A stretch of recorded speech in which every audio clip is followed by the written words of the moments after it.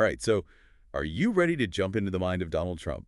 Today we're doing a deep dive into his book, Trump Never Give Up. Yeah, it's like a guide to his strategies for turning setbacks into wins. And trust me, there were a lot of setbacks covered in this book. It's fascinating how he really breaks down his thinking process. Yeah, like how he actually sees problems as opportunities. Exactly, and we're going to pull out all those juicy bits. Like how he handled financial disasters, all that public scrutiny, even a head-shaving challenge on live TV. Oh yeah, that one's a classic. It's a wild ride, so buckle up. Well, we've got to start with a big one. That's The like- early 1990s. That's when Trump wasn't just in a financial slump, right? He was in a billion-dollar hole. Yeah, he actually landed in the Guinness Book of World Records for the biggest financial turnaround ever. Billions in debt, everything on the line, the media was ready to write him off. And he's very open about how his success in the 80s kind of made him complacent. Yeah, like he lost that edge. Exactly. This crisis forced him to snap out of it and regain that fighting spirit. But it's more than just spirit ride.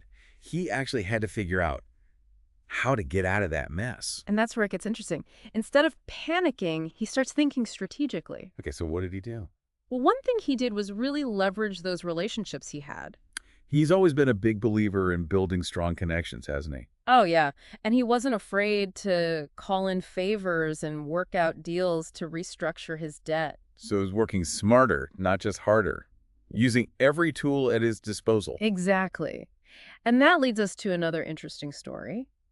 The Apprentice. Oh, yeah. Everyone, even his closest advisors, thought that was a terrible idea. Like career suicide. They told him it would ruin his reputation. Can you imagine having that level of doubt around you? I mean, it's pretty bold to go on a reality TV show when you're already a successful businessman. And he admits in the book that he was nervous about it. He was worried it would be a flop. But he also saw the potential. Oh, yeah, to reach a whole new audience. And it paid off big time. The Apprentice turned him into a global brand. Beyond anything he'd achieved with real estate. It solidified that image of him as a savvy businessman. Okay, now let's shift gears a bit and talk about his Chicago skyscraper project. Oh yeah, the Trump International Hotel and Tower. You'd think building a skyscraper is pretty straightforward. You would think. But this one was plagued with problems from the start. Leaky foundations, skyrocketing steel prices, constant noise complaints from all the construction. It's amazing the building even got finished. Well, and that's one of the things Trump emphasizes in the book.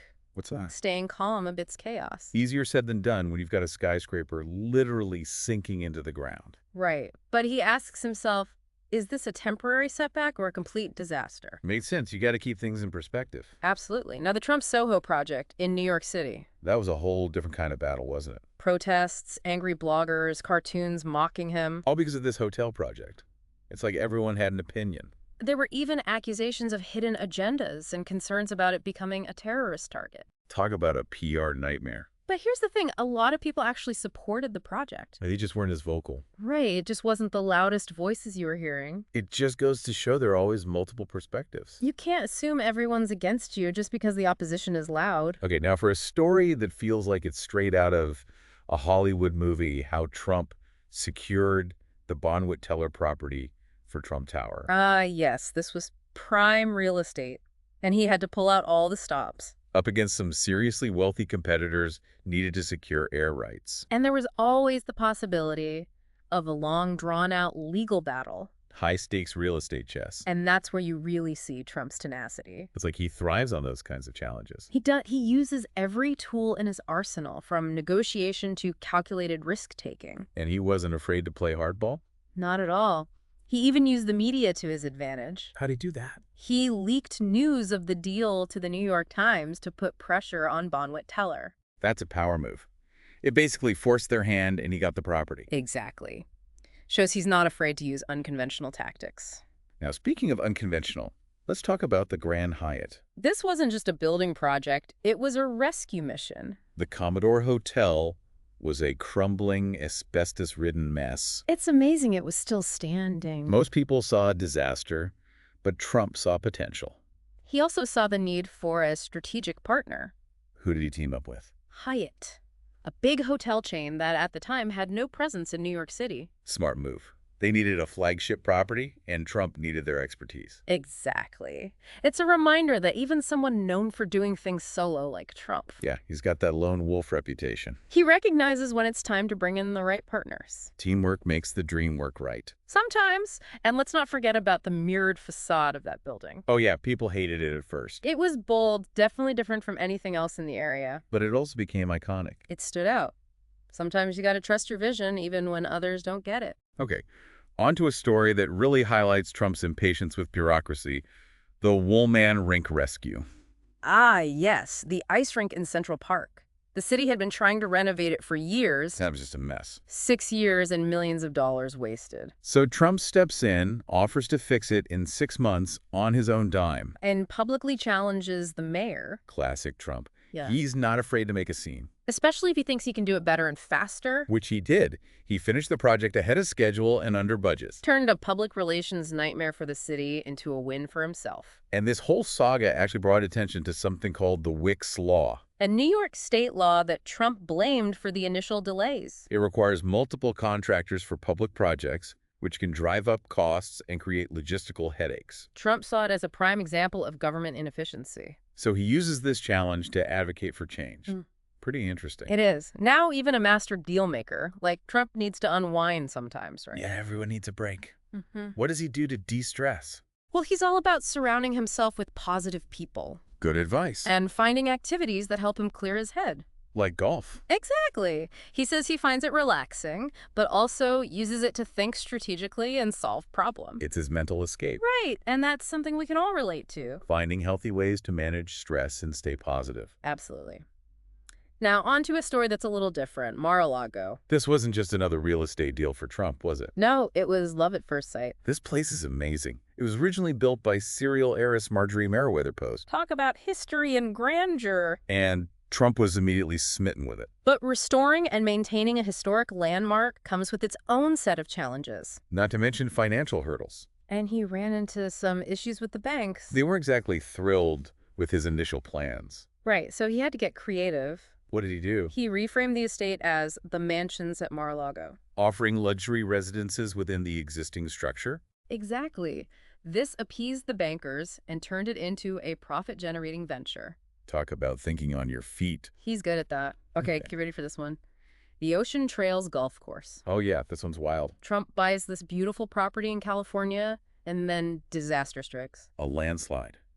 A massive chunk of the 18th hole literally crumbles into the ocean. Talk about a fixer-upper. Most people would have cut their losses and walked away. But not Trump. He saw it as an opportunity to create something even better. So what did he do? He brought in legendary golf course designer Pete Dye to completely reimagine the course. So he doesn't just fix the problem, he turns it into a chance to create something truly exceptional. And it paid off. Trump National Golf Club in Los Angeles is now considered one of the top courses in the country. Turning lemons into lemonade. That's a recurring theme with Trump. It is. Now let's get into a story that highlights the importance of protecting your reputation. Trump's lawsuit against Tim O'Brien and his publisher over the book Trump Nation. This book made some pretty serious claims about Trump's net worth. Saying it was way lower than he claimed. And Trump being Trump doesn't back down from a fight. Especially when he feels his reputation is on the line. So he sued them for libel. And get this, Forbes magazine even got involved. Trying to verify Trump's actual financial standing? It was a high-profile legal battle. The key takeaway here is that in business, your reputation is everything. And Trump was willing to go to great lengths to defend his... Now for a story that every real estate investor dreams about, how Trump got 40 Wall Street. A massive skyscraper in Manhattan. For the unbelievably low price of $1 million. This wasn't luck, though. This was years of patience and planning. Trump had been eyeing this building for decades. Waiting for the right moment. And that moment came when the previous owners ran into financial trouble. Fire damaged the property. Talk about being in the right place at the right time. It shows his ability to spot and seize opportunities when others might panic. So he buys the building for a steal. What's next? He was advised to turn it into luxury apartments, but he stuck to his gut and kept it as office space. And as usual, his instincts were right. The building became a prime business address, generating massive profits. From near disaster to a thriving business hub. Classic Trump. It shows how valuable it can be to be both patient and decisive. Sometimes the best deals are the ones you wait for. And sometimes you have to trust your gut, even when others disagree. Exactly. So we've covered a lot of ground here: financial turmoil, risky ventures, legal battles. What does all of this tell us about Trump? What are the key takeaways you see? Well, one thing that's clear is his absolute belief in the power of positive thinking. He talks a lot about that in the book. He really believes if you can visualize success, you're more likely to achieve it. And he doesn't just talk about it, he lives it. He's faced some serious challenges, but never seems to lose that optimism. Right. And he emphasizes replacing those negative thoughts with positive ones, surrounding yourself with supportive people. Focusing on solutions instead of dwelling on the problems. Right. And of course, there's his tenacity, his perseverance. This guy just doesn't give up easily. He's definitely got that fighter mentality. And he's not afraid to fight for what he wants, even when the odds are stacked against him. And let's not forget his confidence. Bordering on, well, He definitely has a strong belief in himself. he's not afraid to promote his accomplishments or stand up for his beliefs, even if it ruffles some feathers. So from financial ruin to reality TV stardom, from skyscrapers to golf courses, this deep dive into Trump Never Give Up has been quite a journey. We've uncovered some valuable insights into his strategies for overcoming challenges and turning setbacks into wins. But we want to hear from you.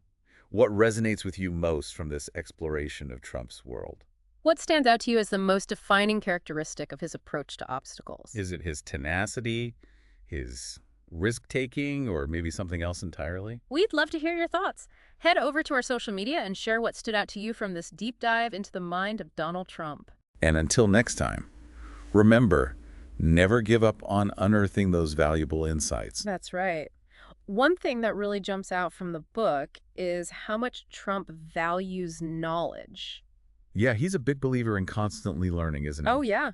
He's always reading, always trying to learn about different industries. Anything that can give him an edge. Exactly. He really believes that the more you know, the better equipped you are to make smart decisions. And overcome those challenges. He even talks about how his fascination with real estate started when he was a kid building towers with his toy blocks. Ah, that's cute. It's like a little foreshadowing. Right. It's a good reminder that our passions often start early. Speaking of building empires, let's talk about Trump's approach to negotiating. He lays out some pretty clear-cut rules in the book. Like what? Well, first off, he's all about preparation. Makes sense. He says you need to know your worth, what you bring to the table. And never reveal your bottom line right away. Right. It's not just about being tough. It's about being strategic. So it's like a game of chess? Exactly. And he also stresses the importance of aiming high. Don't be afraid to ask for what you want, even if it seems unrealistic. Right. Think big, even if it means you might not get everything you want initially. He calls it thinking big to get big. I like that. And he's not afraid to walk away from a deal if it doesn't meet his standards. He's got that line in the sand. He does. Sometimes the best deals are the ones you don't make.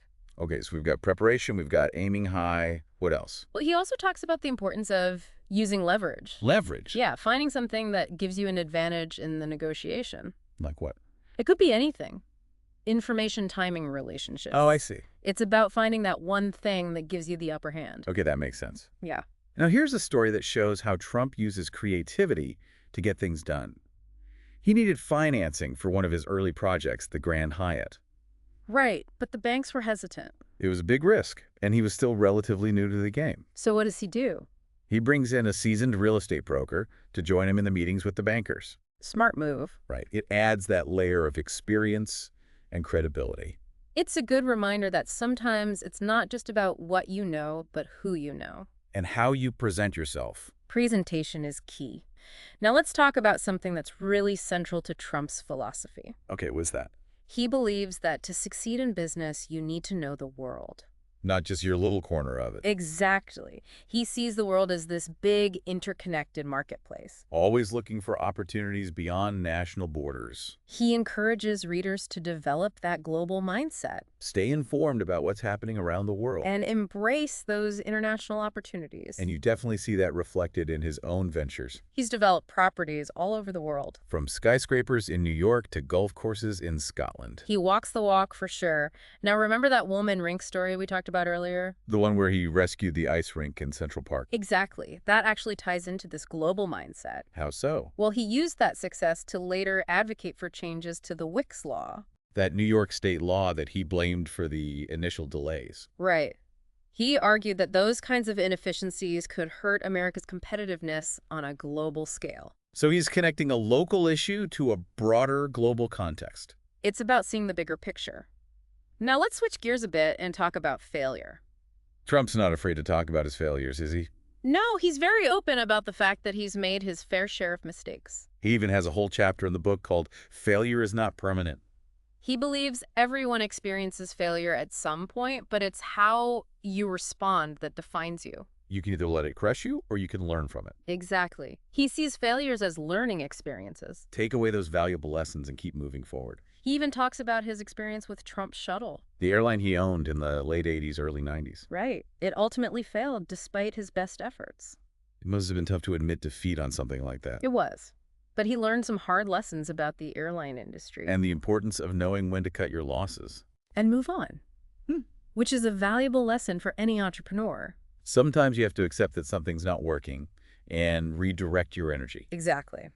Now, even when he's faced with setbacks, Trump always seems to have this endless supply of energy. Like he's always plugged into some secret power source. Right. How does he do it? Well, he talks a lot about discipline. He has a strict routine and sticks to it no matter what. So structure and consistency are key. Absolutely. He also knows how to delegate. He surrounds himself with talented people and trusts them to handle their responsibilities. He's not a micromanager. He believes in leveraging other people's strengths. And, of course, he constantly emphasizes staying positive. Focusing on solutions instead of dwelling on the problem. That's a recurring theme with him.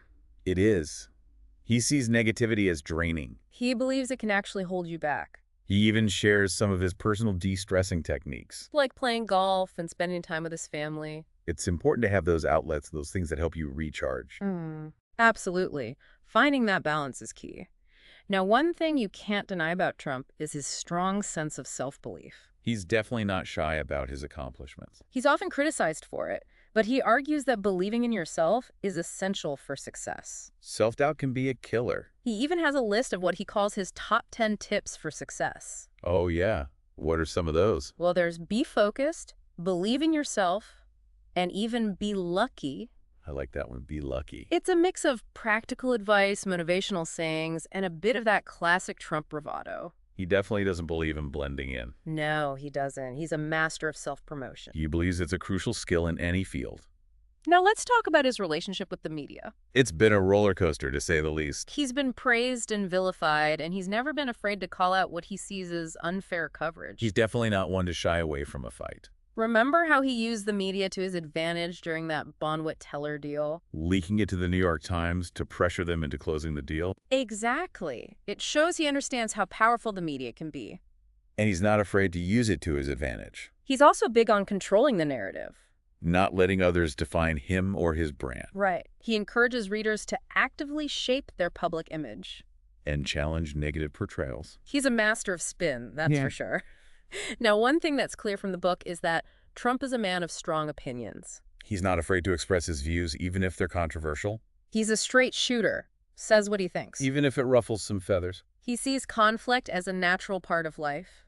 Believes it's important to stand up for what you believe in, even if it means going against the grain. And he talks about being decisive. Not letting others' opinions sway you too easily. Right. He believes in trusting your instincts. And making decisions based on what you think is right. Even if it's not the popular choice. He's a risk taker. And he encourages readers to embrace their individuality, trust their gut, and challenge the status quo. So he's not just about making deals. He's about challenging conventional thinking. Exactly. Now let's talk about how Trump defines success. Okay, how does he define it? He's very clear about it. Wealth, power, recognition. He's not exactly subtle about it. No, he's not. He sees those things as tangible proof of success. And he believes it's important to enjoy the rewards of your hard work. He also emphasizes setting high goals. Striving for excellence in everything you do. He's incredibly competitive. Believes success is about winning, being the best standing out from the crowd. And he encourages readers to embrace competition, set ambitious goals, and never settle for mediocrity.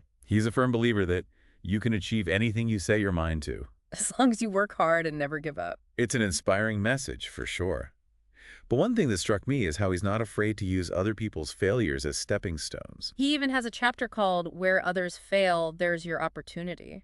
He believes there's always something to be learned from other people's mistakes. and that those mistakes can create opportunities for those who are paying attention. He talks about his acquisition of 40 Wall Street as a prime example. The previous owners had financial problems, and then there was that fire that damaged the property So he swooped in and got a fantastic deal. and transformed the building into a hugely profitable venture. It shows his ability to see potential where others see only problems. And to capitalize on those opportunities. It's about being strategic and being ready to act when the time is right. Absolutely. Now, there's one area where Trump is undeniably a master. What's that? Branding? He's turned his name into a global brand. Synonymous with luxury, success, and, well, a certain extravagant style. He puts his name on everything. Skyscrapers, golf courses, steaks, even bottled water. He understands that in today's world, you need to stand out. Create a recognizable brand that people associate with quality and exclusivity. And he's a master marketer and self-promoter. He's not afraid to talk about his achievements or use his celebrity to promote his businesses. He's a constant presence in the media. Always generating buzz and keeping his name in the public eye. He's a true showman. Believes that creating a spectacle is all part of building a successful brand. And he's not afraid to be polarizing. He knows that not everyone's going to love him. But he's okay with that. He thinks it's better to be loved or hated than ignored.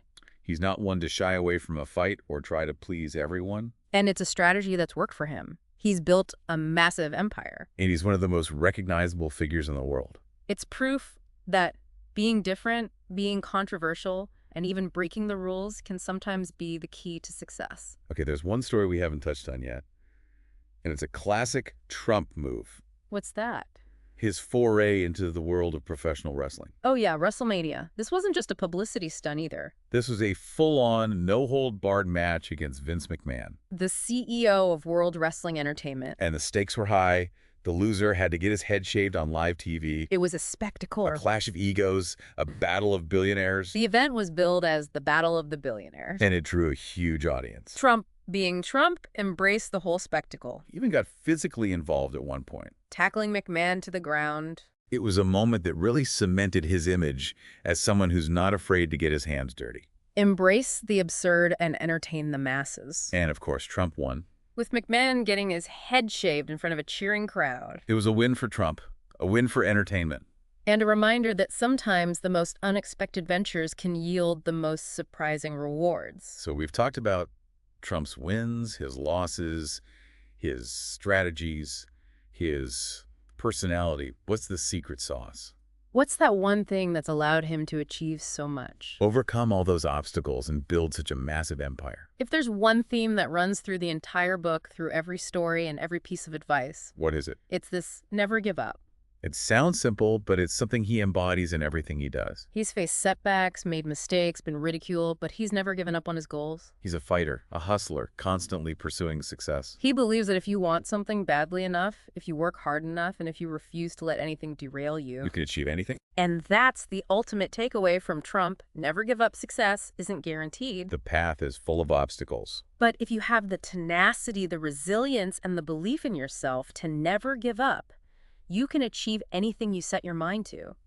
It's a message that's resonated with people all over the world. And it's a powerful reminder for all of us, no matter what our aspirations are. Wow.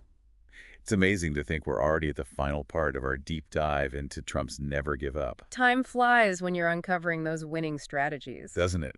We've seen how he navigates everything from financial storms to building iconic skyscrapers. Always turning those setbacks into opportunities. It's like he has this innate ability to bounce back stronger each time. And it's not just about business smarts. It's that never give up mindset he's cultivated. Yeah, that can be applied to anything in life, not just making deals. Absolutely. But one thing that keeps coming up is his relentless pursuit of excellence. Like it's woven into every single story. Whether it's rescuing a rundown ice rink or turning a forgotten hotel into a landmark. He's so focused on creating something exceptional, leaving his mark on everything he touches. And that drive fuels him to push past obstacles, think creatively, and never settle for good enough. It's like that story about his golf course in Palm Beach. Oh, yeah, where he insisted on planting 1,000 oak trees along the fairways. Even though it meant carefully moving each one. Imagine the time and effort that took.